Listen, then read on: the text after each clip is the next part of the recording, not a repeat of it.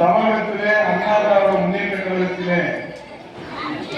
இந்த 68,500 வாக்குச்சாவடிகளிலும் 234 சட்டமன்ற தொகுதிகளிலும் இன்றைக்கு இந்த இடம் என்பது இந்த மண் ஒரு வீரத்தினுடைய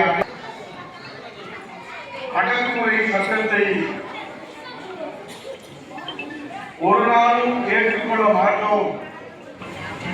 குற்ற பரம்பரை சட்டம் அதிலே கைரேகை சட்டத்திலே பெற்ற தாய் மருத்துவமனையிலே உயிருக்கு போராடி கொண்டிருந்தாலும் பெற்ற பிள்ளை உயிருக்கு மருத்துவமனையிலே போராடி கொண்டிருந்தாலும் அடிப்படையிலே நீ விவசாயியாக இருந்தாலும் நீதிபதியாக இருந்தாலும் நீ யாராக உயர்ந்தாலும் யாராக வளர்ந்தாலும் இந்த மண்ணின் மைந்தர்கள் மீது நம் பெரும்பான்மை மண்டலத்திலே நம் மீது அந்த அடக்குமுறை சட்டத்தை கைரேகை சட்டத்தை பிறப்பால்